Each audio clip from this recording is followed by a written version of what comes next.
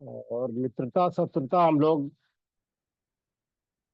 पहले से भी पढ़ चुके हैं, जो जिन्होंने बेसिक कोर्स किया हुआ है ज्योतिष का कहीं से भी। तो सभी जगह बताया जाता है कि कौन सा ग्रह किसका मित्र है, किसका शत्रु है, कौन किससे सम है। उसी आधार पे ये ग्रह मैत्री जो है तय होती है।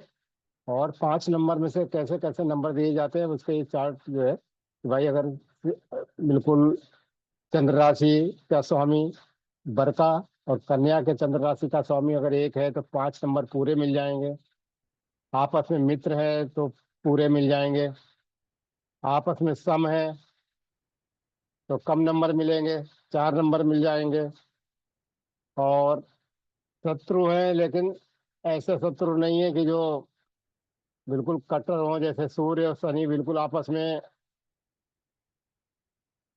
बहुत शत्रु हैं, मतलब कट्टर शत्रु जिनको कहते हैं ना, कि सूर्य का शनि और शुक्र जो है शत्रु है, इसकी वजह से उनको 0 नंबर मिलेगा। और जो शत्रु है लेकिन फिर भी आपस में पट जाएगी तो थोड़ा सा 0.5 नंबर या 4 नंबर मिल जाते हैं। इस तरीके से ये बर के हैं इधर, और इधर ये कन्या के हैं। अब हम बात करेंगे गण। देखिए, गण क्या होता है कि बताया गया कि मनुष्य के अंदर जो है 3 प्रकार के गुण होते हैं: सतोगुण, रजोगुण और तमोगुण। तो ये जो गुण होते हैं इसी आधार पे 3 भागों में बांटा गया है उनके गण। एक देवगुण, मनुष्य गण और राक्षस गण। जो सतोगुण वाले होते हैं ग्रह, तो उनको क्या है वो देव देव में आते हैं नक्षत्र। और जो मनुष्य जो होता है वो राजसी गुण का होता है, रजस गुण का होता है। इसलिए जो नक्षत्र रजस गुण वाले होते हैं वो मनुष्य गण में आते हैं। और जो बहुत क्रोध स्वभाव के अहंकारी तमोगुण वाले होते हैं नक्षत्र, उनको राक्षस गण में डिवाइड किया गया है। तो इस तरीके से हमारे जो 27 नक्षत्र होते हैं उनको हम 3 भागों में बांटते हैं: देव, मनुष्य और राक्षस। तो ये 27 नक्षत्र उनके प्रकृति के अनुसार हमारे ऋषियों ने बांटे हैं कि देवगण में अश्विनी, मृगशिरा, पुनर्वसु, पुष्य, हस्त, स्वाति, अनुराधा, श्रवण और रेवती, ये जो नक्षत्र है ये आते हैं देवगण में। यदि किसी का जन्म जो है इन नक्षत्रों में हुआ है, जन्म नक्षत्र अश्विनी, मृगशिरा, ये पुनर्वसु आदि है, तो वो देवगण का हो गया। और मनुष्य में क्या होता है: भरणी, रोहिणी, आद्रा, पूर्व फागुनी, उत्तर फागुनी, पूर्व उत्तराषाढ़ा, पूर्व भाद्रपद, उत्तर भाद्रपद। मतलब तीनों पूर्वा और तीनों उत्तरा और भरणी और रोहिणी, आद्रा, ये नक्षत्र जो है हमारे आते हैं मनुष्य गण में। मतलब 27 नक्षत्रों को 9 9 करके उन्होंने 3 भागों में बांट दिया है।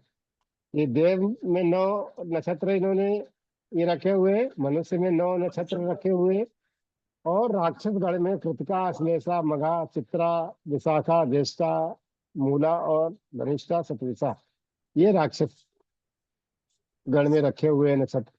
तो जिस जातक का जन्म का नक्षत्र देखने के बाद में हम तय करते हैं कि वो किस गण का है: देवगण का है कि मनुष्य गण का है कि राक्षस गण का है। तो इन तीनों गणों की आपस में जो तालमेल है वो बड़ा विचित्र सा है। विचित्र ऐसा है कि कुछ लोग तो आपस में बिल्कुल तालमेल नहीं होता है, एक दूसरे के शत्रु होते हैं। कुछ लोग जो ऐसे होते हैं कि लड़ाई झगड़ा करके ही काम चला लेते हैं। और कुछ ये ऐसे होते हैं जो कैसा भी हो उसको काट लेते हैं, धक चला लेते हैं गाड़ी। तो देवगण और मनुष्यगण और राक्षसगण, इनकी प्रकृति के अनुसार से के ही नंबर दिए जाते हैं। 6 नंबर होते हैं गण के, और 6 नंबरों में से ही आवंटित किए जाते हैं कितने नंबर मिले। तो एक ही गण के होने पर, देवगण अगर देवगण है, मतलब वर भी देवगण है, कन्या भी देवगण की है, तो 6 नंबर पूरे मिल जाएंगे। और वर है वो देवगण का है, कन्या मनुष्य गण की है, तो 5 नंबर मिल जाएंगे 6 में से। और वर जो है वो देवगण का है, कन्या राक्षस गण की है, तो 1 नंबर मिलेगा। देखिए, देव और राक्षस जो है ना, आपस में झगड़ा करते रहते थे हमेशा, एक दूसरे से हमेशा लड़ते झगड़ते रहते थे। तो उनका पटती तो नहीं थी, लेकिन झगड़ा करते रहते थे, इसलिए इसको 1 ही नंबर दिया। लेकिन अगर कहीं पे मनुष्य गण का है वर, और कन्या राक्षस गण की है, तो वहां पे क्या होगा कि राक्षस जो है मनुष्य को खा जाएगा, मार डालेगा। राक्षस क्योंकि हावी हो जाता है मनुष्य के ऊपर, तो राक्षस हमेशा मनुष्य को मार देगा, खा जाएगा। तो इसलिए मनुष्य और राक्षस के केस में 0 नंबर मिलेगा। मनुष्य और राक्षस के केस में वर वधु, वर अगर मनुष्य है, कन्या राक्षस है, या कन्या राक्षस है, वर मनुष्य है, तो वहां पे 0 नंबर ही मिलेगा। क्योंकि राक्षसों की और मनुष्यों की बिल्कुल नहीं पड़ती थी, वो एक दूसरे को क्या, मतलब राक्षस ही मनुष्य को खा जाते थे, तो इसलिए वहां पे 0 है। जबकि देवता और राक्षस जो है आपस में लड़ झगड़ करके एक दूसरे को पराजय करके काम चला लेते थे, जीत के, पराजित होकर के। तो इस तरीके से गण जो है महत्वपूर्ण है। 6 नंबर है, 6 नंबर काफी महत्व रखते हैं 36 में से। और ये जो गुण है ना, ये आप आम भी प्रैक्टिस में देख सकते हैं। जैसे देवगण वाला जो होगा वो थोड़ा सा धार्मिक होगा, है ना, शांत स्वभाव का होगा। और मनुष्य जो गण होगा वो थोड़ा सा राजसी स्वभाव का होगा, मतलब उसका दिल जो है वो दिमाग मन जो है वो थोड़ा सा अशांत रहता है, उतना शांत स्वभाव का नहीं हो सकता है, उतना धार्मिक नहीं हो सकता है जितने देवता होते हैं, इसलिए उनको 5 नंबर मिले। और ये स्वभाव वैसे भी जनरल में भी देखें, अगर वर देवता है, कन्या मनुष्य है, तो वर जो होगा वो ज्यादा धार्मिक होगा, ज्यादा शांत स्वभाव का होगा कन्या की अपेक्षा। अगर कन्या देव गण की है, वर मनुष्य गण का है, तो कन्या ज्यादा शांत स्वभाव की होगी। अगर एक देवता है और एक राक्षस है, चाहे वो वर हो चाहे वो कन्या हो, तो इनके स्वभाव में थोड़ा सा तालमेल नहीं बैठता है, इनमें आपस में वाद विवाद थोड़ा बहुत होता रहता है? जैसे हमने बताया ना कि एक कहेगा कि मंदिर चलो तो दूसरा कहेगा पार्टी में चलो, है, एक पार्टी लवर होगा, एक अपने पूजा पाठ में मग्न होगा। एक सुबह 4 बजे उठ करके अपने नहाएगा धोएगा, दूसरा 10 बजे उठेगा, 9 बजे उठेगा। तो इस तरीके से उनके गुणों में अंतर होता है, स्वभाव में अंतर होता है। तो इस स्वभाव के अंतर बहुत क्योंकि वर वधु में क्या होता है, पति पत्नी में क्या होता है, स्वभाव अगर एक सा मिल जाए तो बहुत बढ़िया है, बहुत अच्छी कट जाएगी। अगर एक सा स्वभाव नहीं मिलता है तो उसमें आपस में हमेशा तनातनी बने रहेगी। और अगर बाई चांस मनुष्य और राक्षस है, एक राक्षस है एक मनुष्य है, तो वो हमेशा राक्षस वाला जो होगा उसको दबा कर रखेगा, है ना, हमेशा अपना अधिकार जमाएगा, हमेशा अपने को सुपीरियर समझेगा, है? मनुष्य को हमेशा दबा के रखेगा। तो इस तरीके से गुण मिलान में, एस्कोट मिलान में गण को 6 नंबर का वेटेज दिया है। और देव मनुष्य राक्षस की प्रकृति के हिसाब से उनको बांटा जाता है। और ये डिसाइड होता है नक्षत्र, जन्म नक्षत्र के आधार पे कि कौन देव है, कौन मनुष्य है, कौन राक्षस है। ठीक है, क्लियर है।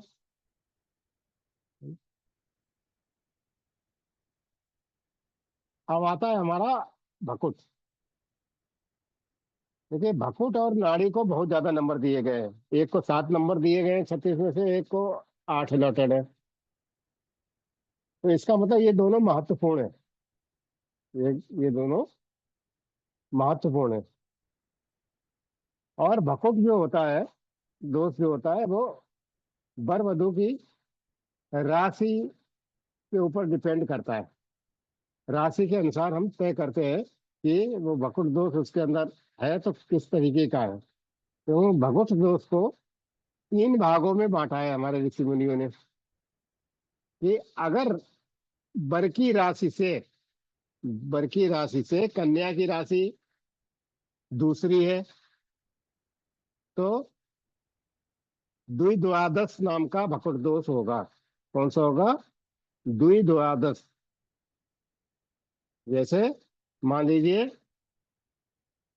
वर की राशि जो है वृषभ है, और कन्या की राशि क्या है? मेष है। तो वृषभ से गिनिए, वृषभ से आप गिनिए मेष तक, तो मेष जो है ना 12वीं आएगी। समझ में आ गई? इसी तरीके से अगर मान लीजिए किसी की मिथुन है, वर की मान लीजिए मिथुन है, कन्या की वृषभ है, तो मिथुन से जब हम गिनेंगे कन्या की, तो 12वीं हो जाएगी। और कन्या से वर की गिनेंगे तो दूसरी होगी। जैसे मान लीजिए कन्या की वृषभ है, वर की मिथुन है, तो कन्या से गिनेंगे तो वर की क्या हो जाएगी? दूसरी राशि हो जाएगी। और वर से जब गिनेंगे कन्या की, तो वो 12वीं हो जाएगी। तो इस तरीके का जो भकुट होता है, वो द्विद्वादश भकुट कहलाता है। क्लियर सभी को? तो जो पुराने लोग हैं वो तो जानते होंगे। किसी जी को कोई सर, डाउट इसमें, द्विद्वादश में?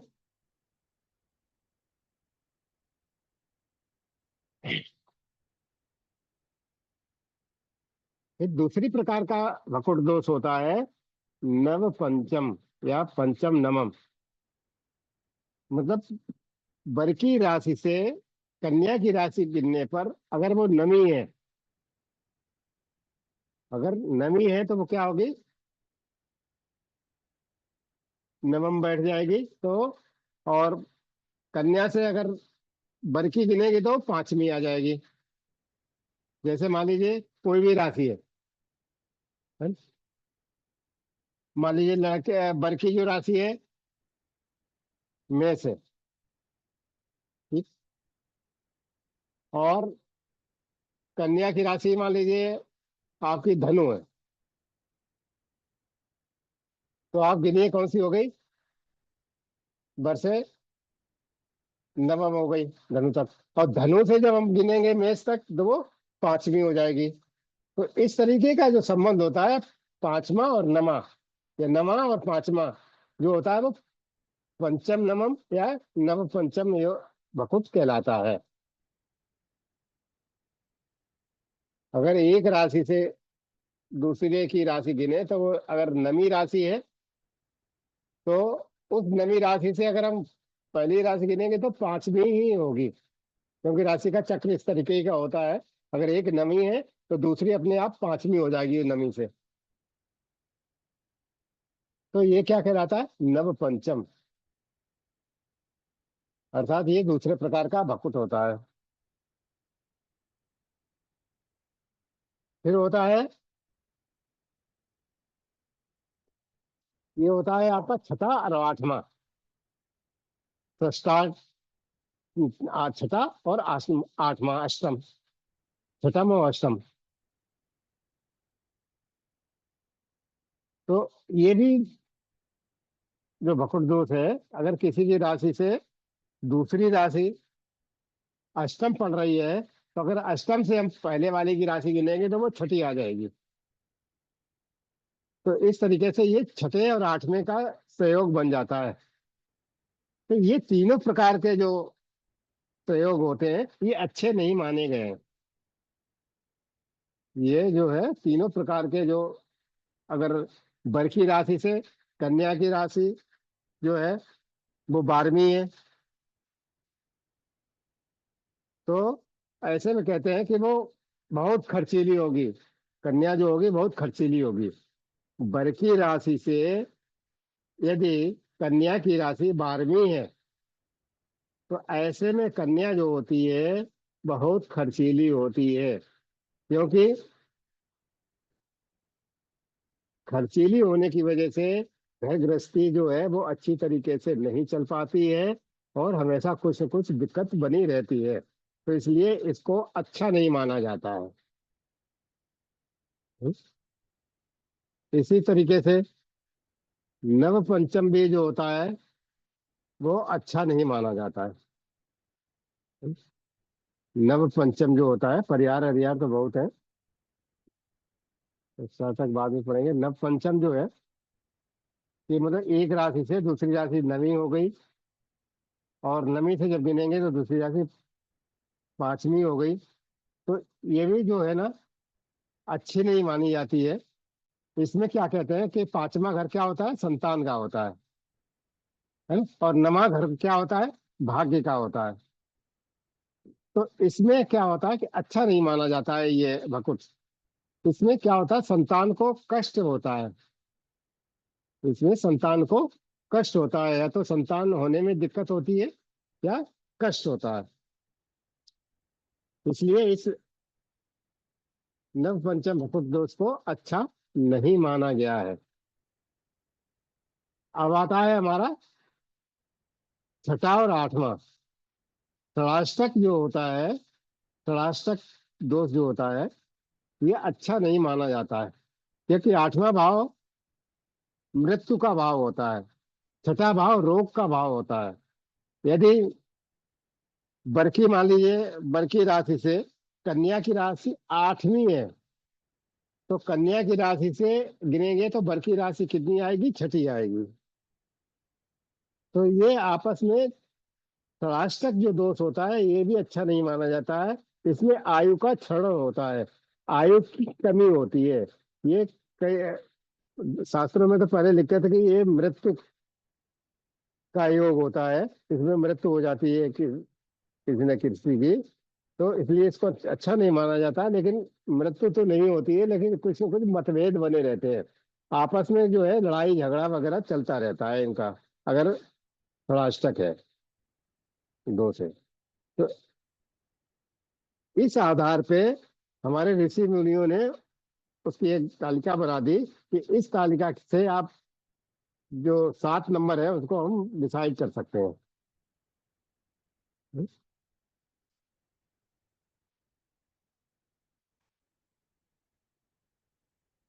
जैसे कुछ दिए गए कि वृषभ से मेष पे आज द्विद्वादश हो गया है, मिथुन से कर्क अगर है तो दूसरी राशि हो गई, और कर्क से मिथुन 12वीं राशि हो गई।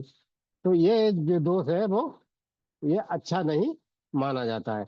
और देखिए ये दोष जो है ना, जिनके पास में पंचांग है, ये सभी जो आपका अष्टकोट मिलान है, तो जिनके पास में जैसे निर्णय सागर वगैरह जिनके पास में है, आप उसमें देखोगे पीछे की तरफ सभी का दिया हुआ है, सभी कुछ दिया हुआ है इसमें। जिनके पास में निर्णय सागर अभी अगर बाई चांस रखा हो आसपास, तो आप उठा के देख सकते हैं। उसमें अष्टकूट मिलान बहुत बारीकी से और बहुत अच्छी तरीके से दिया गया है।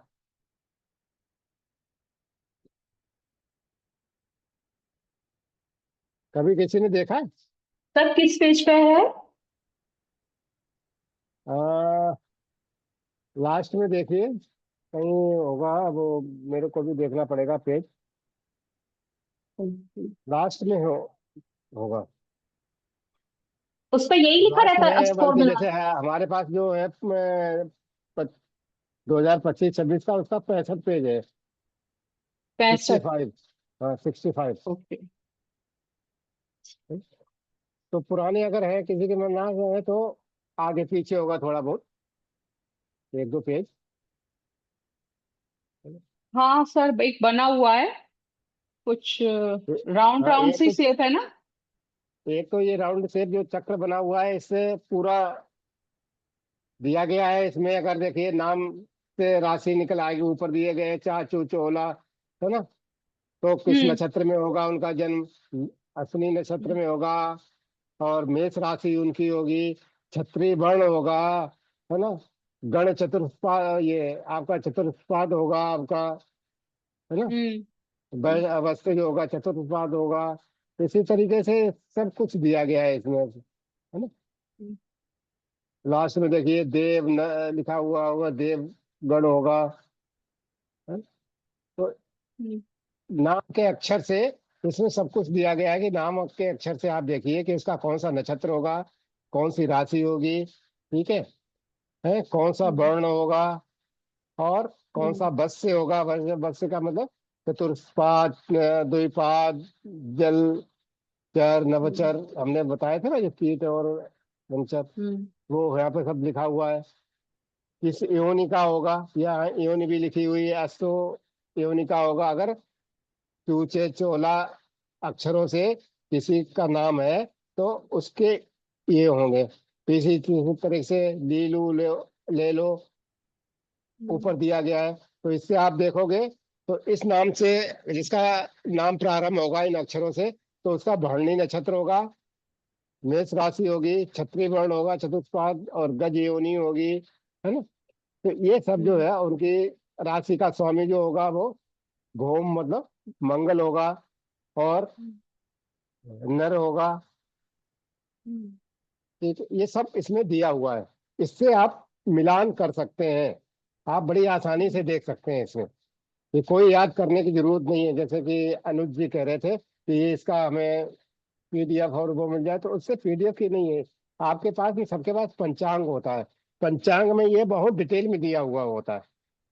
अष्टकोट मिलान तो पंचांग में बहुत अच्छी तरीके से दिया होता है, आप उससे बिल्कुल मिलान कर सकते हो। खाली आप उनके नाम देख करके ही आप बता सकते हो कि कितने गुण मिलेंगे। हम्म। इसमें देखिए सब कुछ दिया गया है। ये वर्ण का के भी चार्ट दिया गया है। आप दूसरे पेज पे देखिए सामने, कि कन्या लिखा हुआ है, एक ऊपर की तरफ वर लिखा हुआ है। अगर वर ब्राह्मण वर्ग का है और कन्या ब्राह्मण की है तो एक नंबर पूरा मिल जाएगा। वर्ण का भी दिया हुआ है, फिर नीचे वत्स्य का दिया हुआ है, फिर तारा का दिया हुआ है ना। देख रहे हैं आप, योनि का सर। बड़ा हुआ है, 4 नंबर का लिखा हुआ है। ये सब चार्ट बने हुए हैं इसमें, अच्छा, हाँ हाँ, ठीक, है ना। दिख रहा है। हाँ। इसमें सभी चार्ट बने हुए हैं। हम्म। तो पंचांग में सब कुछ दिया हुआ है। हम्म। पंचांग को केवल आप खाली एक ये अष्टकोट मिलानी नहीं, इसके अलावा भी बहुत सी चीजें होती हैं। हम्म। कई चीजें ऐसी होती है कि अगर पंचांग को सही तरीके से पढ़ लिया जाए और समझ लिया जाए तो उसमें हमारे जीवन उपयोगी संबंधी बहुत कुछ उसमें मिलता है। देख रहे हैं आप, सब कुछ है इसमें, पूरे 8 के 8 जो है हमारे जो गुण है वो दिए गए हैं, कि किस तरीके से वर का क्या होगा और कन्या का क्या होगा, तो किस तरीके से मिलेंगे। ये पूरा इससे दिया हुआ है। और इधर चक्र में आपका सब कुछ दिया हुआ है कि कौन किस क्षत्रिय वर्ग का होगा, किस नाम से है तो कौन क्षत्रिय का होगा, कौन वैश्य होगा, कौन, है ना, शूद्र होगा, कौन ब्राह्मण होगा। सब कुछ इस चार्ट से आप देख करके निकाल सकते हैं नाम से। और उसके फिर अगले पेज पे आप जाइए, है ना। हम्म। और अगले पेज पे सब लोग जाएंगे तो वर वधु हम्म। गुण मिलापक सारणी दी गई है, हाँ। दी गई है। तो हम्म। इसमें देखिए कि ऊपर दिया गया है वर और नीचे दिया गया है वधु। तो किस राशि का वर है, किस हम्म। राशि का वर है, उस हिसाब, हम्म। और कन्या किस राशि का है, अगर इन दोनों को मिलान करके आप देख लीजिए। और नाम हम्म। से, नाम भी दिए गए, नाम के अक्षर भी दिए गए हैं। अगर किसी का नाम मान लीजिए चा से है ना, वर का, हम्म। और कन्या का मान लीजिए नाम है वाह, ओ अच्छे से मान लीजिए, तो इन दोनों को नीचे आइए और देखिए, मिलाइए, तो आपको मिल जाएगा कि 23.5 गुण मिलेंगे उसके।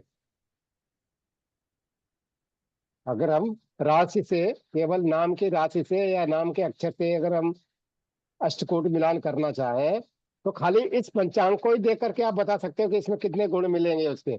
28 मिल रहे हैं कि 27 मिल रहे हैं कि 18 मिल रहे हैं, है ना, अपने आप। हम्म हाँ, जैसे कि मान लीजिए वर्ग का नाम ई अक्षर से है, ईश्वर चंद्र है, मतलब ई अक्षर से है। और कन्या का नाम मान लीजिए का, और इनको दोनों को नीचे आकर के आप मिलाइए आकर के, तो 19.5 गुण। एक लाइन जो होती है वो चौथाई मानते हैं, तो 19 लिखा हुआ है, उसके आगे 2 लाइन लिखी हुई है, इसका मतलब 19.5 गुण जो है इनके आपस में मिलेंगे।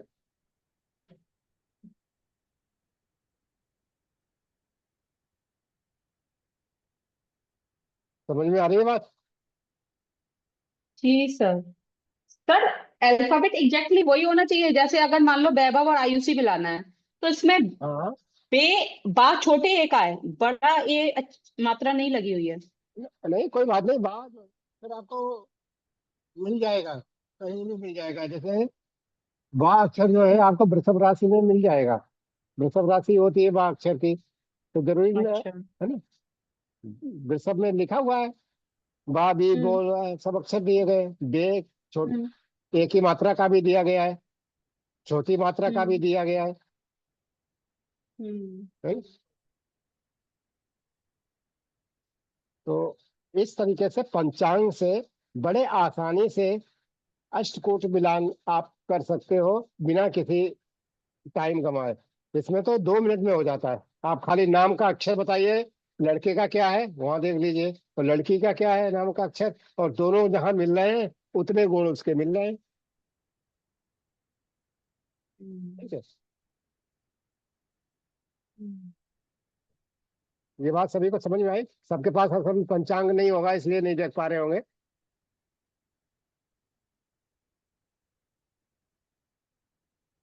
सबके पास पंचांग है सर जी।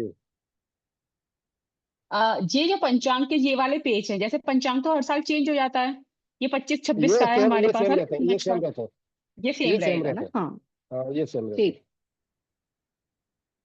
इसमें कोई चेंज नहीं आता। Okay sir. तो आप आधे पंडित तो हो ही गए ना। अगर कोई मिलाने आता है कि साहब हमारी पत्नी जन्म कुंडली मिला दीजिए, तो आप ये पंचांग देख करके उसकी कुंडली मिला दोगे, भैया इतने गुण मिल रहे हैं, हम्म है ना? हम्म।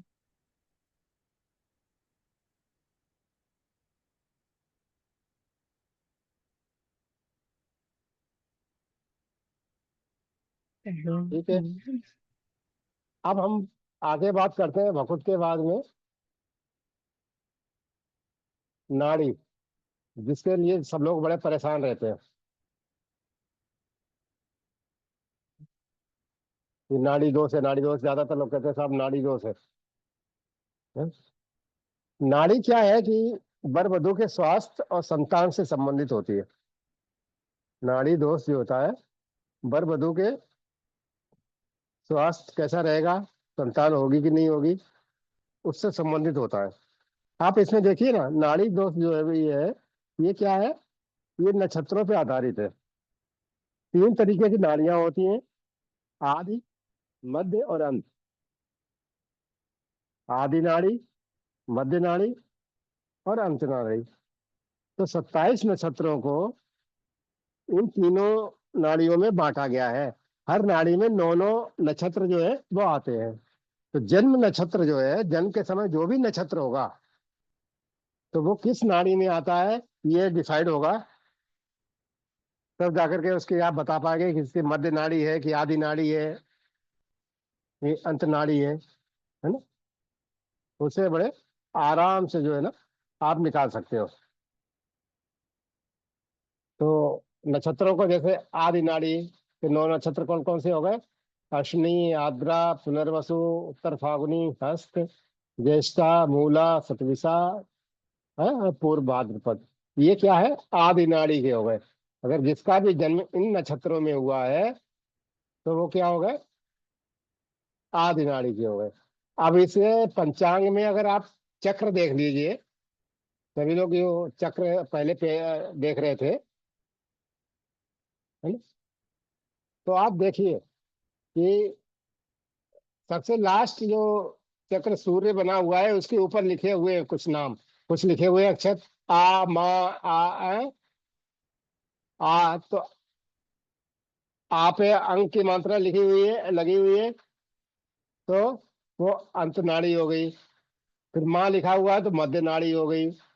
और जहाँ बड़ा लिखा हुआ हुआ तो वो आदि नाड़ी हो गई। तो इस नाम के अक्षर से ही आपको पता चल जाएगा कि उसकी नाड़ी कौन सी है। ठीक है, क्योंकि ऊपर लिखा हुआ है नक्षत्र, और नीचे चक्र में देखिए क्या लिखा हुआ है, सबसे लास्ट में देखिए लिखा हुआ है आदि नाड़ी है कि मध्य नाड़ी है कि अंत नाड़ी है। देखा सभी ने? जी सर, दिख रही है। दिखता है, और लोगों के पास पंचांग नहीं है उपलब्ध, है ना?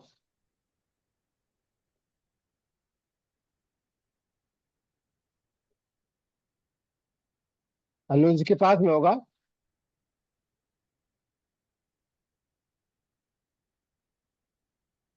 क्यों अनुज जी?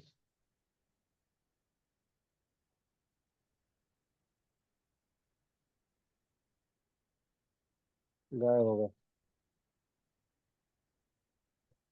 दिखता केवल यहाँ अपना ऑन करके फिर इधर उधर काम करने लगते हैं।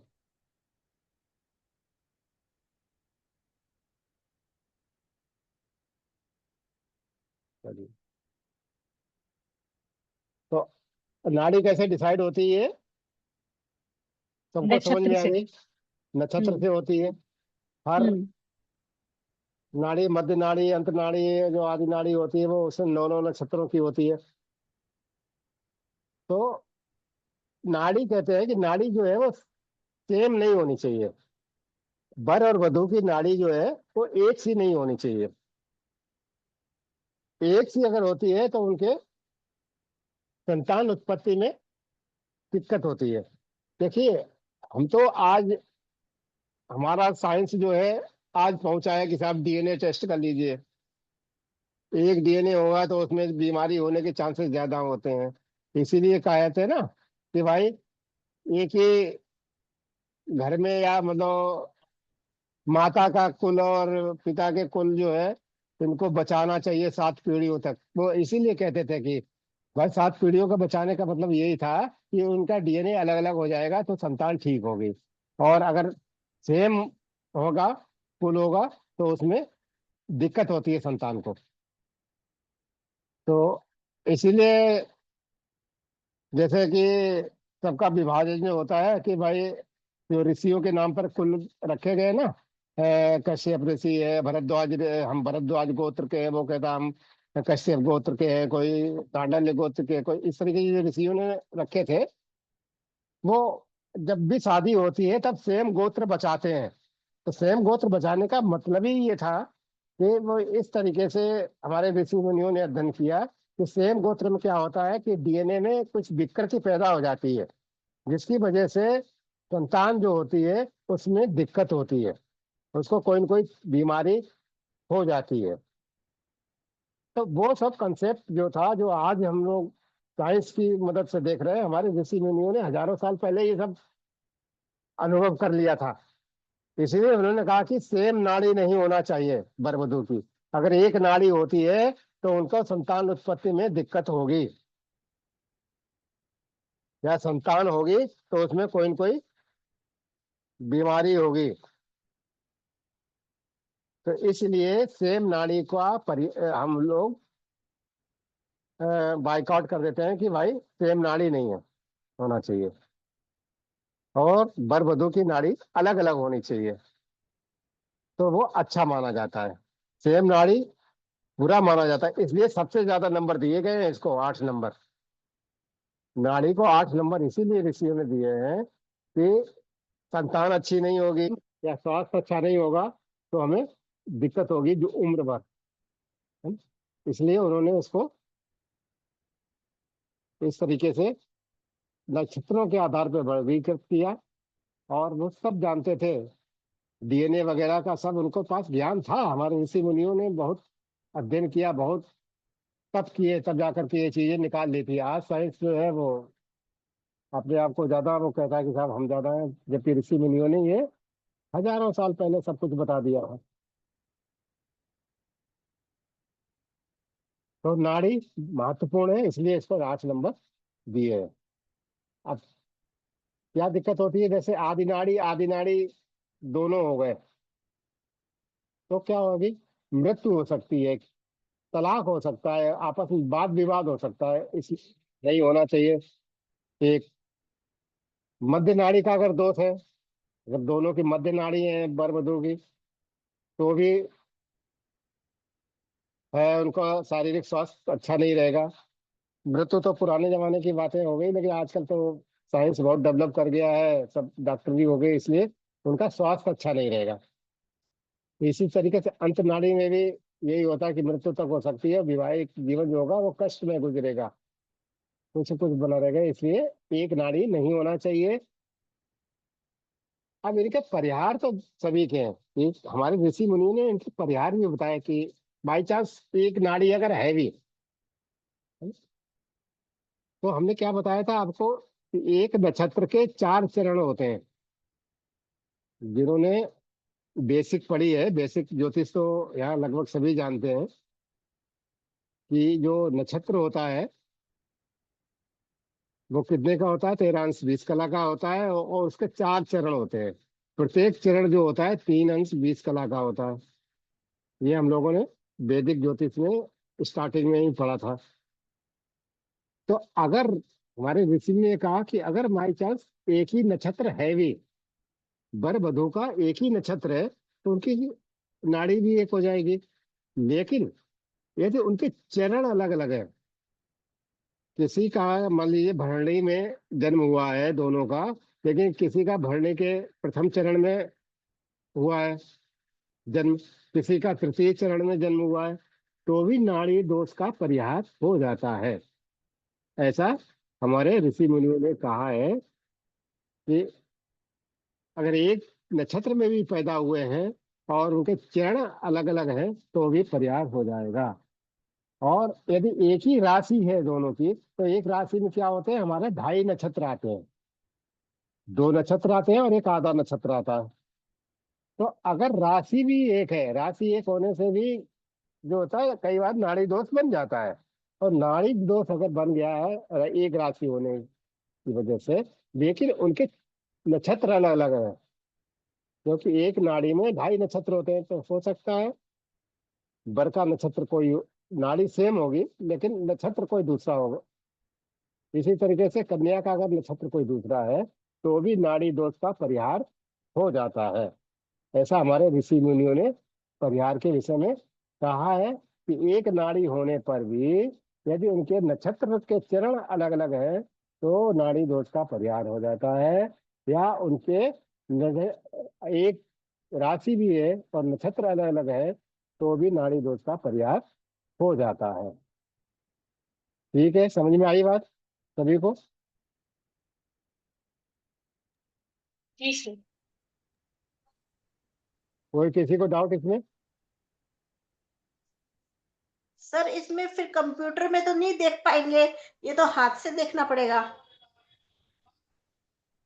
बेटा इसीलिए आपकी जरूरत है। अगर हर चीज कंप्यूटर में ही मिल जाए, मिल तो सब कुछ जाता है कंप्यूटर में, लेकिन कैसे क्या देखना है, इसीलिए ज्योतिष ये है। आप नहीं तो हर आदमी देख ले, हर आदमी खोल लेता है ना आजकल, एस्ट्रो फेस तो हर आदमी के मोबाइल ऐप पे है, और आदमी तुरंत बता देता है "अरे, इतने ना गुण मिल रहे हैं"। लेकिन गुण जरूर मिल रहे हैं, लेकिन उसके आगे क्या है वो तो आप लोग ही बता पाएंगे। हर चीज नहीं मिलती, इसीलिए आप लोगों को इतना सब 4 4 5 5 साल लगते हैं पढ़ाई करने में। है? नहीं तो फिर तो ऐप तो सब बने हुए हैं, जरूरी क्या है ज्योतिषियों की।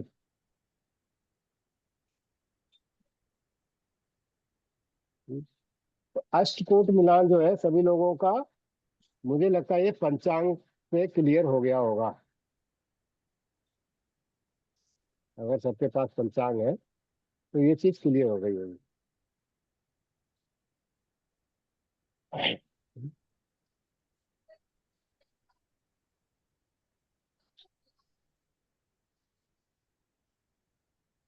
सर पहले तो सारा लोग का धीरे धीरे चलो, इसलिए हमारा स्टार्टिंग जब हमने कोर्स ये स्टार्ट करने जा रहे थे तो कई लोगों ने हमसे कहा साहब ये पेड कोर्स रखिए, फ्री का मत रखिए, फ्री में लोग इंटरेस्ट लेते ही नहीं है। है ना? आप भले ही उसकी फीस कितनी भी रख दीजिए, कम ज्यादा, तो लोगों का इंटरेस्ट बना रहेगा कि हमने पेमेंट किया है।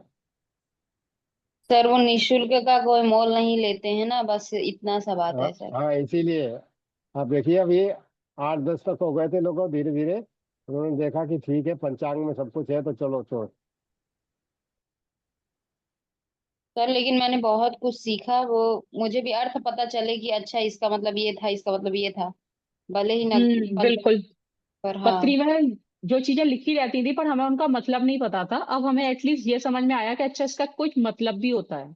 क्या मतलब है एक्चुअल में, हमें एक्चुअल इसका कुछ एबीसीडी ही नहीं पता था अभी तक। चलिए, सर जैसे ये ये होता है सर्पियोनी है, जरूर। जी। सर्पियोनी है तो सर इसका इसका वो कौन होगा? जैसे सिंह सबके लिए दुश्मन है, तो सर्प वालों का कौन होगा दुश्मन? सर का नेवला जो अच्छा। है ना, हम्म, नकुल जो लिखा हुआ है ना। सर अच्छा जैसे नकुल माने नेवला।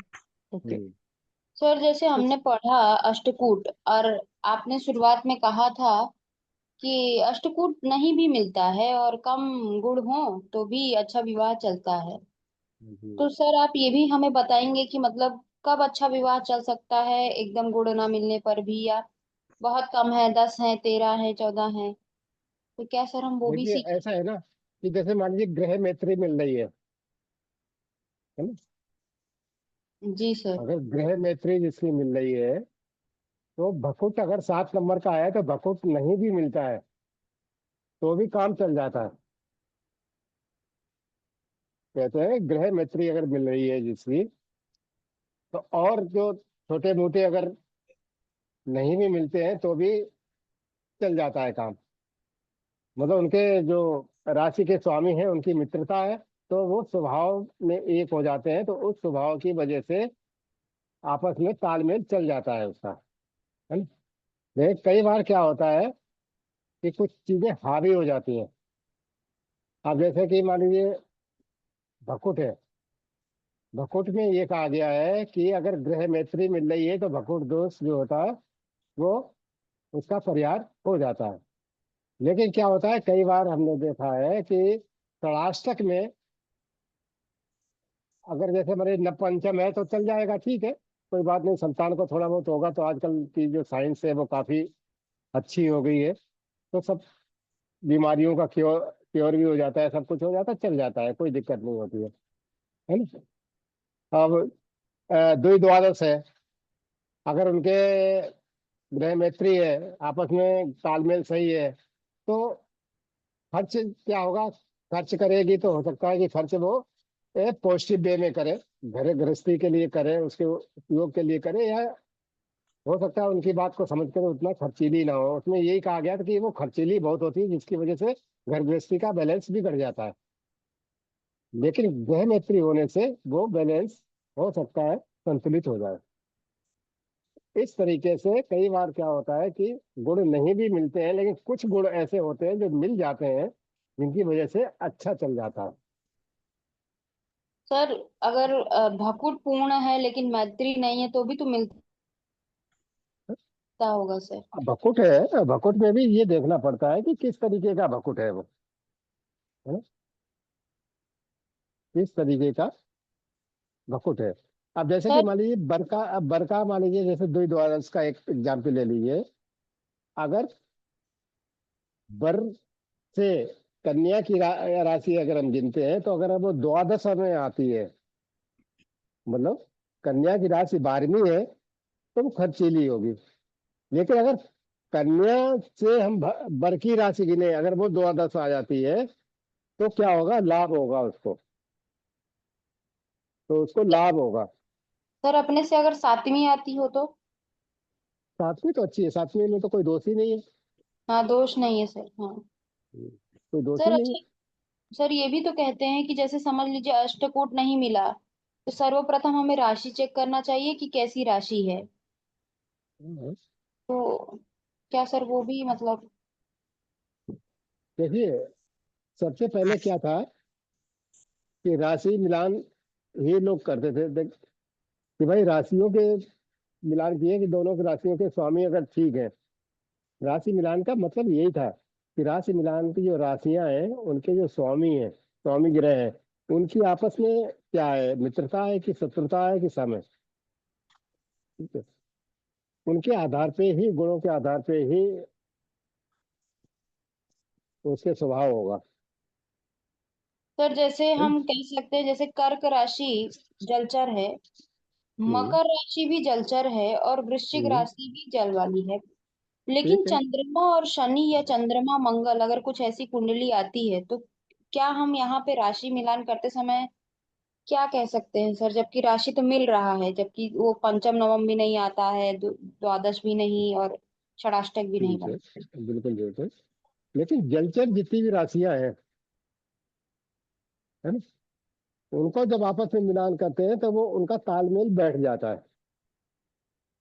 उनका स्वभाव जो होता है चंचल प्रवृत्ति का होता है। जलचर का मतलब होता है कि पानी बहता रहता है, पानी के अंदर रहते हैं, पानी का स्वभाव होता है हमेशा बहते रहना। तो उनका मानसिक स्थिति जो होती है वो हमेशा स्थिर नहीं हो पाती है, एक जगह है, एक कंसंट्रेट होकर के एक किसी काम को नहीं कर पाते। इस तरीके के गुण उनके अंदर बस होते हैं।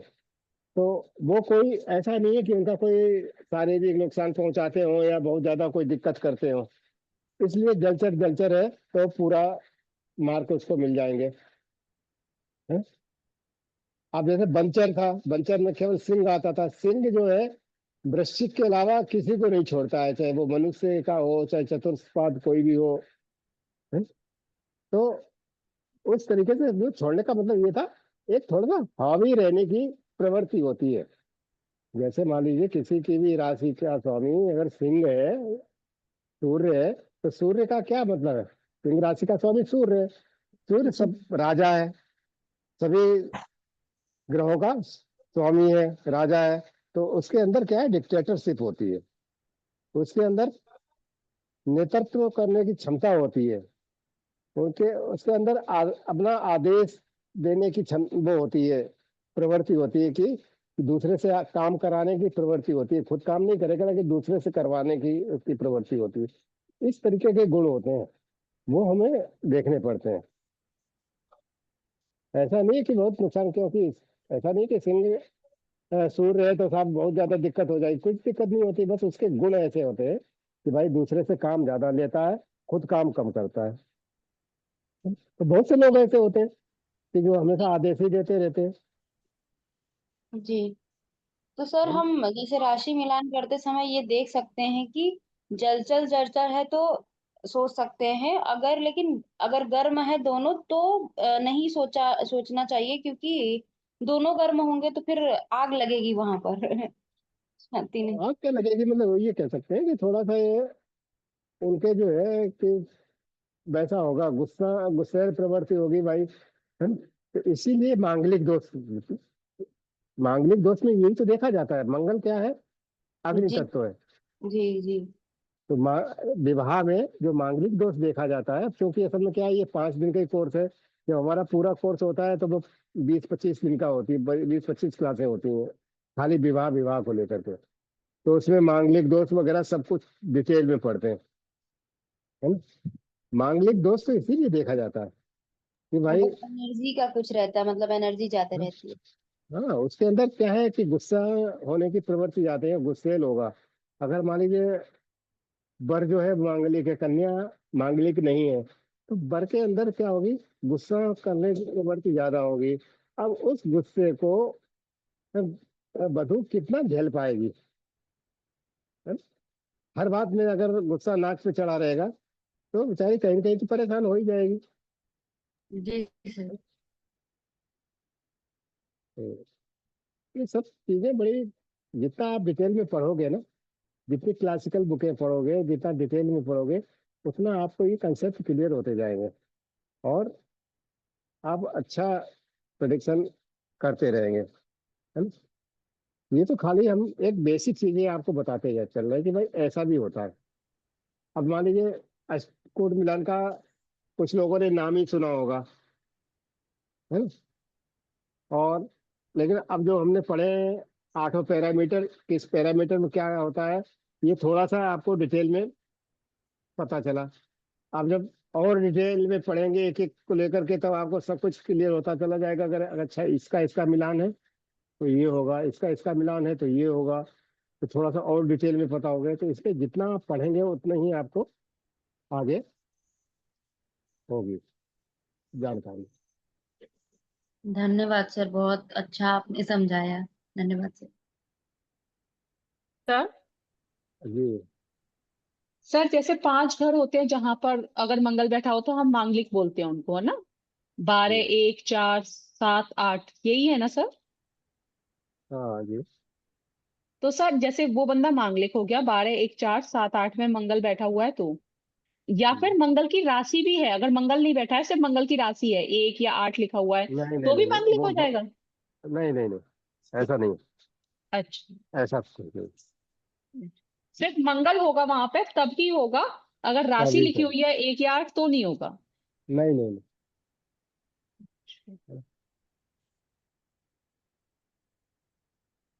ऐसा नहीं। अब देखिए जैसे मान लीजिए विवाह है, आज के परिप्रेक्ष्य में ले लीजिए तो 18 साल तो मिनिमम एज है। तो 18, 20 और 25 तक भी हो जाता तो भी एक, वैसे तो मानते हैं कि 20 तक अगर शादी हो जाती है तो वो शीघ्र विवाह की कैटेगरी में आ जाती है, जल्दी विवाह हो गया। और वही 25 साल तक होती है तो वो सामान्य विवाह माना जाता है। और 28, 30 के बाद में ये जो होती है, ये लेट विवाह होता है, विलंब से विवाह होता है। अब चूंकि लेकिन आजकल की परिस्थितियां क्या है, ये सब पढ़ते हैं, बच्चे भी पढ़ते हैं, लड़कियां भी पढ़ती हैं, और लड़कियां पढ़ते पढ़ते उनको 27, 28, 30 साल तो हो ही जाती है पोस्ट ग्रेजुएशन करने में या कुछ ना कुछ करने में। हमारे डॉक्टरी कर रही है तो डॉक्टरी में तो 5 साल, और एमडी कर लिया तो सब और 3, 4 साल लग गए हैं। तो 30 साल ये सब इस तरीके से हो जाते हैं। तो देश काल परिस्थिति के हिसाब से सब परिभाषाएं जो है बदलती रहती हैं। तो अब वैसे ये माना जाता है कि 28 के बाद में जो भी विवाह होते हैं वो विलंब विवाह माने जाते हैं, विलंब से हुआ।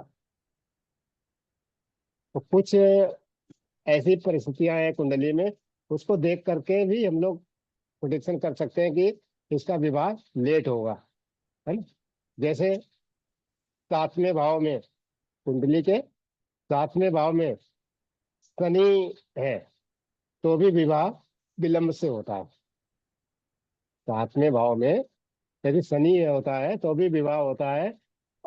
और उसके साथ में अगर सूर्य हो, शनि के साथ में सूर्य बैठा हो 7वें भाव में, या शनि के साथ में चंद्रमा बैठा हो, तो विवाह और ज्यादा विलंब से हो जाता है, विलंब होने के चांसेस रहते हैं, है ना। तो इस तरीके से देखा जाता है। तो इस तरीके से जैसे पंचम भाव का जो स्वामी है वो सप्तम भाव के स्वामी की राशि में बैठ जाए, मतलब पंचमेश जो है सप्तम, सप्तमेश की राशि में बैठ जाए, और सप्तमेश पंचमेश की राशि में बैठ जाए। मतलब समझ में बात आई। जैसे सप्तम भाव का स्वामी पंचम में जो राशि है उसका स्वामी है उसकी राशि में बैठ जाए, और पंचमेश सप्तमेश की राशि में बैठ जाए, मतलब राशि परिवर्तन हो जाए, तो भी विवाह विलंब से होता है ना। सप्तम पे राहु की दृष्टि हो या राहु बैठा हो सप्तम भाव में तो भी विवाह में विलंब होता है। इसी तरीके से द्वितीय भाव में अगर कोई वक्री ग्रह है, द्वितीय भाव में यदि कोई वक्री ग्रह है या द्वितीय भी वक्री है, मतलब द्वितीय भाव का जो स्वामी है वो वक्री हो जाए, या दूसरे भाव में कोई वक्री ग्रह आके बैठ जाए, तो भी विवाह में विलंब होता है ना। इसी तरीके से सप्तम भाव और दूसरा भाव, अगर ये दोनों पीड़ित हो जाए, इन पे पाप ग्रहों का असर हो जाए, तो भी विवाह में विलंब होता है ना। तो कई ऐसे हैं सूत्र, हजारों सूत्र हैं। तो इस तरीके से थोड़ा बहुत शनि जो है वो बहुत महत्वपूर्ण होता है। तो शनि की स्थिति देख करके भी हम लोग विवाह विलंब से होगा कि नहीं होगा उस पर लगा सकते हैं। शनि है, राहु है, मंगल है, ये जो पाप ग्रह है, अगर ये सातवें भाव को परेशान कर रहे हैं या सप्तमेश को परेशान कर रहे हैं, तो विवाह विलंब से होता है। तो ये कुंडली में सबसे पहले देखिए कि सप्तमेश कहाँ है, सप्तम भाव में कौन कौन से ग्रह दृष्टि डाल रहे हैं। इन सबको देख करके हम कह सकते हैं। लग्नेश हमारा कमजोर, लग्नेश और सप्तमेश कहीं पाप कर्तरी योग में तो नहीं है। जब सप्तमेश या लग्नेश दोनों में कोई भी अगर पाप कर्तरी में होता है, तब भी विवाह में विलंब होता है। ठीक है? तो ये कुछ स्थितियां जब हम पढ़ते हैं तभी जाकर के ये क्लियर होती है ना। सर हम्म। सर शनि राहु केतु की दृष्टि अगर सप्तम पे है तो भी डिले हो जाएगा? तो भी 1 मिनट जरा रुकिएगा, फोन ओके सर।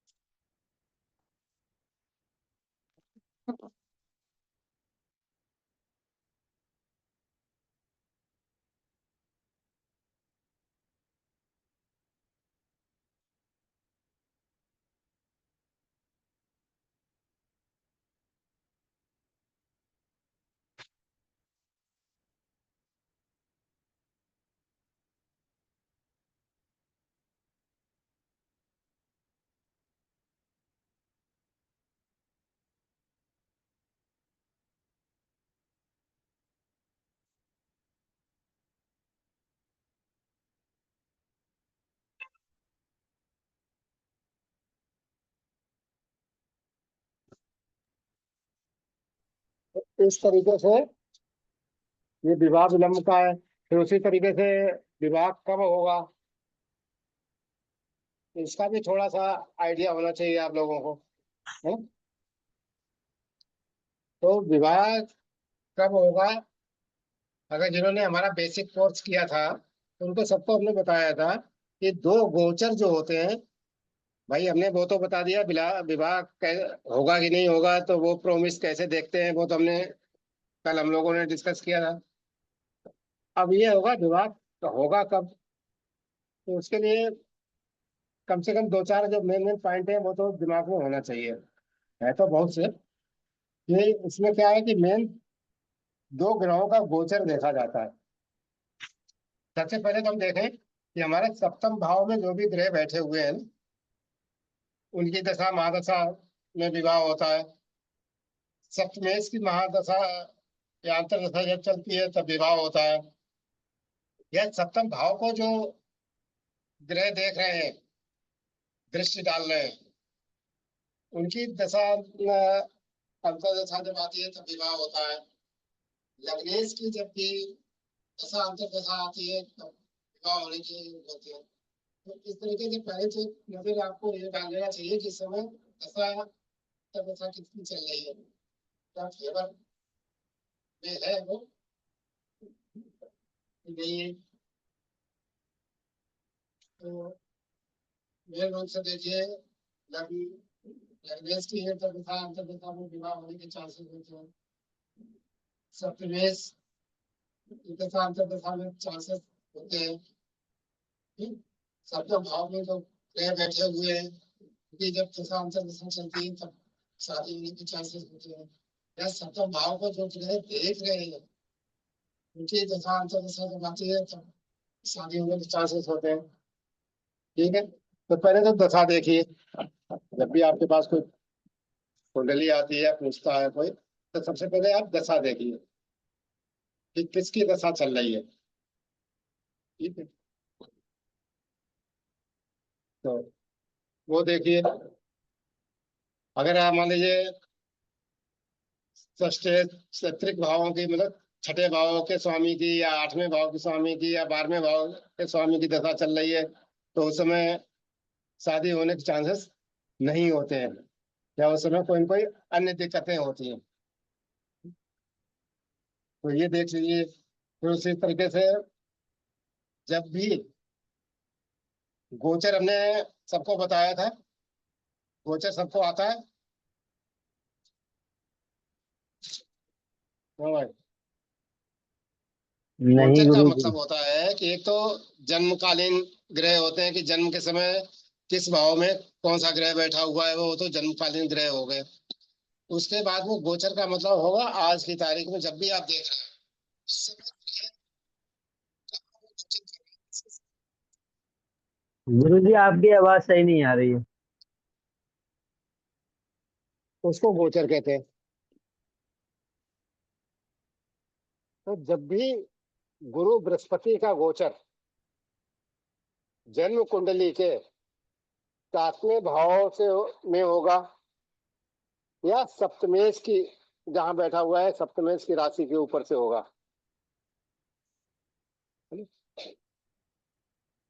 गोचर क्लियर हो रहा है सभी को? किसी को नहीं हो रहा है तो कुछ और इंतजाम करें।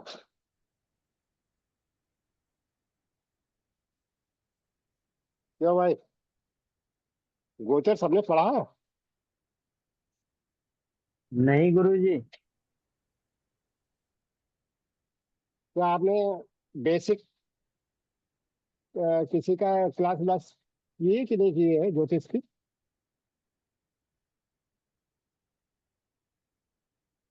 क्यों, कौन, अनुज जी बोल रहे हैं ना?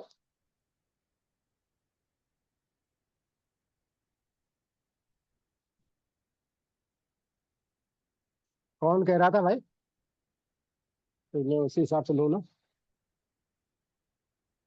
अरे मैं बोल रहा था नायर भारद्वाज जी।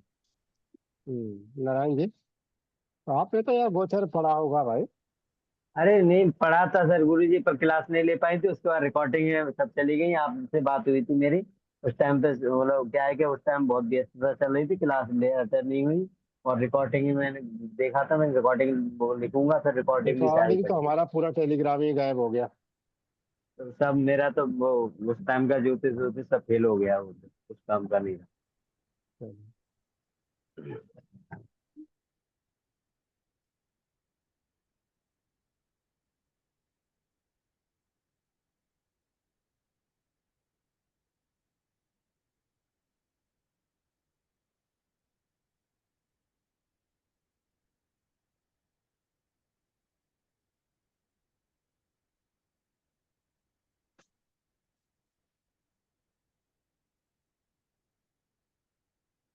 जैसे ये जन्म लग्न कुंडली है, ठीक है, तो ये तो जन्म के समय के जो भी ग्रह हैं वो बैठे हुए हैं। और आज की तारीख में अगर आप, तो जैसे पंचांग देखते हो ना, कि आज की तारीख है तो आपको ग्रह पते हैं कि सूर्य किस राशि में चल रहा है, चंद्रमा किस राशि में चल रहा है, शनि किस राशि में गोचर कर रहा है। जैसे शनि है, गुरु है, इनका गोचर तो जी हर आदमी को पता रहता है कि आज की तारीख में भाई शनि जो है मीन राशि में चल रहा है ना। जी जी, ये तो मालूम है गुरु जो मुझे है सर। मिथुन राशि में चल रहा है। तो ये गोचर हम्म, है ना। जी जी ये गोचर कहलाता है। अब जैसे मान लीजिए ये राशि है कुंडली, अब हम आज की तारीख में ले लें, तो आज की तारीख में देखिए, गोचर में आप देखिए, ये ऊपर जो बने हुए हैं, ये आज की तारीख में जो ग्रह मूवमेंट कर रहे हैं, कौन ग्रह कहाँ पे है, किस भाव में है, किस राशि में है, तो ये गोचर कहलाता है। अब जैसे मान लीजिए कि ये तो जन्म कुंडली हो गई। अब शनि है, शनि है, मीन राशि है, 12वीं राशि का मतलब मीन राशि में गोचर ये है इस समय। तो ये ट्रांजिट हो गया, आज की तारीख का ट्रांजिट हो गया, मतलब आज की तारीख का गोचर हो गया कि शनि जो है वो मीन राशि के ऊपर से गोचर कर रहा है। ठीक है। अब जैसे जुपिटर है ना, गुरु है। गुरु क्या है? कि इस समय जैसे कि कुछ अतिचारी होकर के कुछ दिनों के लिए, जैसे वैसे तो मिथुन राशि में है ना? मिथुन राशि में थोड़ा सा अतिचारी होने की वजह से अभी जैसे आ गया है कर्क आपका कर्क राशि राशि में, में। लेकिन थोड़े दिन बाद ही फिर वो मिथुन में ही चला जाएगा। जी है? जी जी जी और ये जाकर के नवंबर दिसंबर में जाके चेंज होगा। तो ये सब क्या होता जी है, गोचर कहलाता है। अब जैसे जी शुक्र है, शुक्र जो है इस समय आपका चला कन्या राशि में चल रहा है ना? जी तो ये शुक्र का गोचर इस समय कन्या राशि से हो रहा है, ऐसे तरीके से कहेंगे। अब जैसे मंगल है, मंगल का गोचर जो है वो हमारी तुला राशि से हो रहा है। तो ये गोचर कहलाता है, जो आज की तारीख में जो ग्रहों की स्थिति है वो गोचर कहलाती है। ठीक है, समझ में आया गोचर ओके। क्या होता है? जी जी समझ गए गुरु जी। कि आज की तारीख में जो भी ग्रह हैं किस राशि से किस भाव के ऊपर से गुजर रहे हैं, क्योंकि ग्रह तो हमेशा चलते रहते हैं। जैसे कि जुपिटर अभी यहाँ है, तो थोड़े एक साल के बाद में दूसरी राशि में चला जाएगा, फिर चला जाएगा। शनि जो है वो 2.5 साल तक एक ही राशि में रहता है। जैसे अब ये मीन में चल रहा है, तो करीब करीब अभी 2 साल तक मीन में रहेगा। गुरु हर साल राशि परिवर्तन करता है ना? राहु केतु जो होते हैं वो 18 महीने में राशि परिवर्तन करते हैं। तो ये गोचर कहलाता है। ठीक है, तो जब भी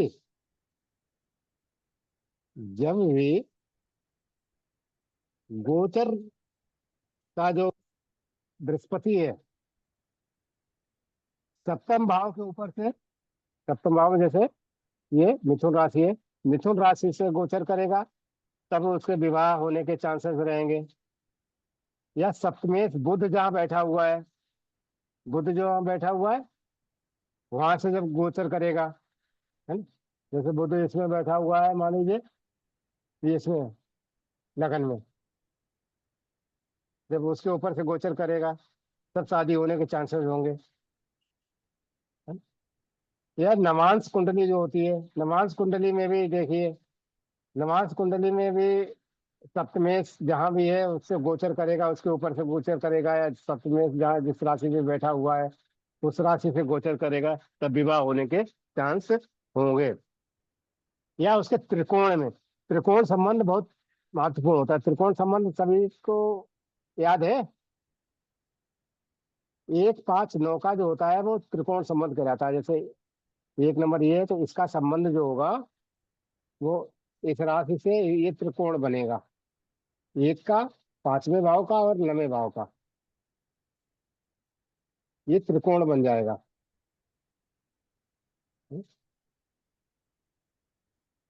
तो जैसे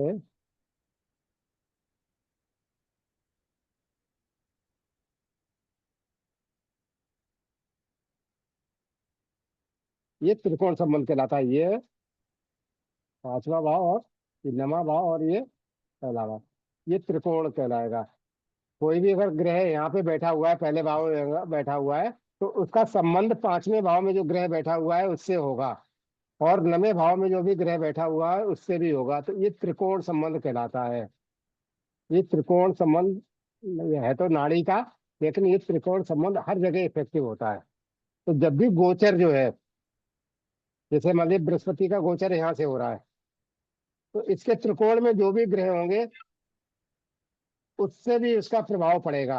अगर मान लीजिए वही बुध यहाँ बैठा होता, भले ही गोचर इसके ऊपर सिर्फ बृहस्पति गोचर नहीं कर रहा है, या यहाँ बैठा हुआ होता या यहाँ बैठा हुआ होता, तो भी गोचर बस, देखो बृहस्पति का गोचर बुध के ऊपर से माना जाता।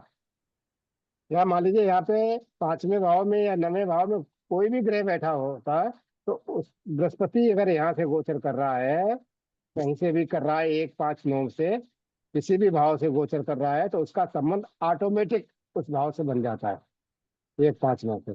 जैसे दूसरे भाव में कोई भी ग्रह गोचर कर रहा है, तो दूसरे भाव का संबंध छठे भाव से बनेगा और 10वें भाव से बनेगा।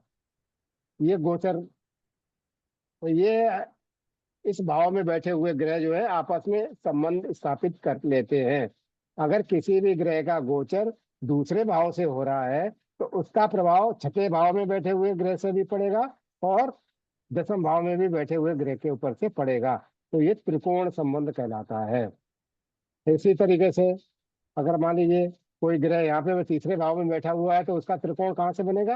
एक 9वें भाव से और 7वें भाव से।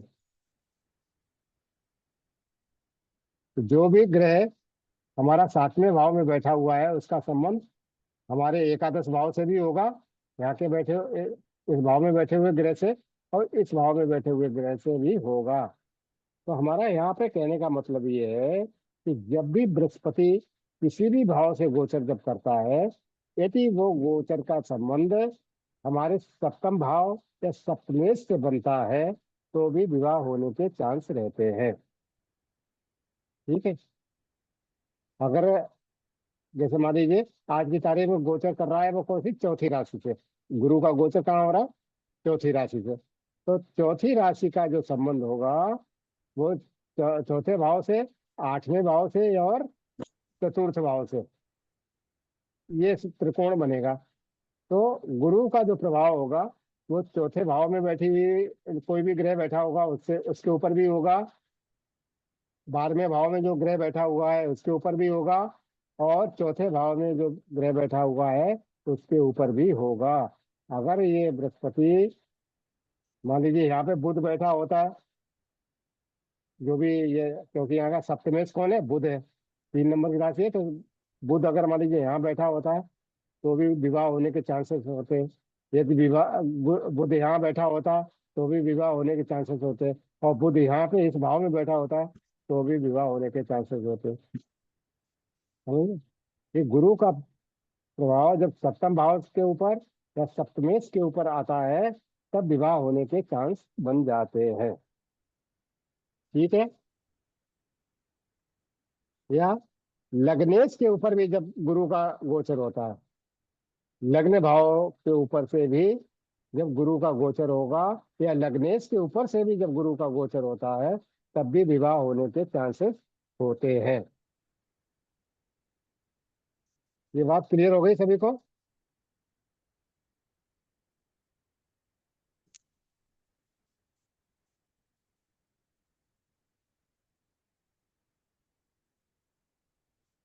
क्लियर हुई कि यस नहीं हुई? Sir, yes sir. Narayan ji हुई क्लियर?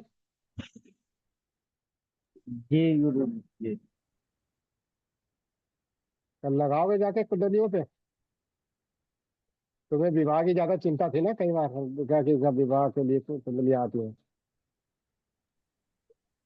जी गुरु जी। तो गोचर समझ में आ गया सभी को? जी जी सर, जी गोचर सर। समझ में आ गया। सर, एक प्रश्न था। जी। अ, जैसे हम लोग विवाह के लिए देखते हैं तो आपने बताया था कि वर के लिए शुक्र और कन्या के लिए गुरु को देखते हैं हम लोग, हम्म, ऐसा बताया था कुछ आपने। हम्म, तो ये गोचर हम गुरु का देख रहे हैं, जबकि विवाह के लिए जो कारक है वो शुक्र है। तो हम लोगों को शुक्र नहीं देखना चाहिए क्या? मतलब ये नहीं, ऐसे ही क्या होता है, हमारा नहीं प्रश्न है। क्या होता है कि जो हमारे ज्योतिष में सबसे महत्वपूर्ण गोचर माना जाता है वो माना जाता है शनि का और गुरु का, है ना? शनि और गुरु का सबसे ज्यादा महत्वपूर्ण गोचर माना जाता है। यही गुरु का गोचर जब शुक्र के ऊपर से, अगर मतलब किसी की कुंडली जो है, लड़के की कुंडली है ना, तो सप्तम और सप्तमेश तो देखेंगे देखेंगे, लेकिन अगर शुक्र के ऊपर से भी गुरु का गोचर हो रहा है तब भी शादी होने के चांस होंगे।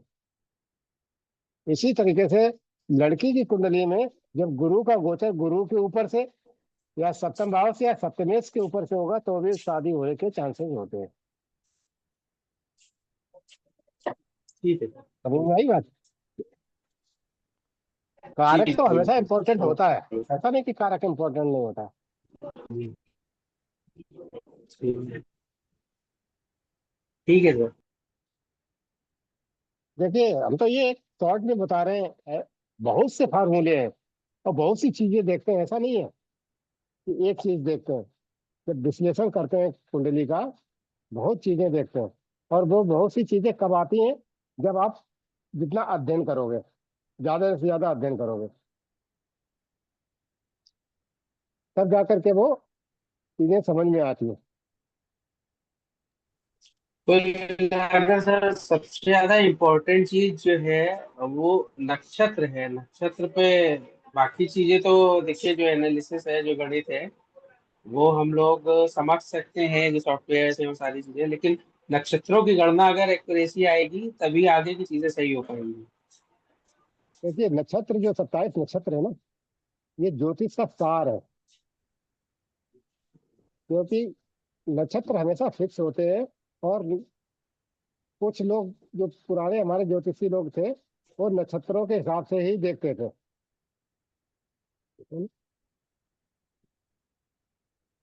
लेकिन चूंकि अब 27 नक्षत्र को आजकल लोग जो है कि इतने कौन याद करे और कैसे उनके गुण स्वभाव याद करे, क्या करे, तब ये सब शॉर्टकट चलते हैं।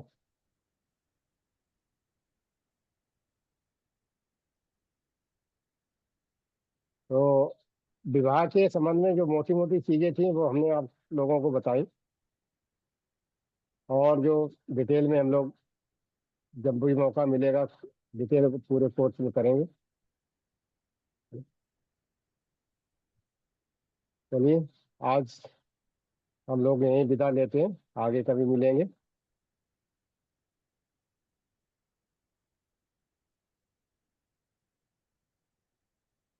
जो पढ़ाया कुछ उसमें कुछ तो पल्ले पढ़ा है थोड़ा बहुत कि नहीं?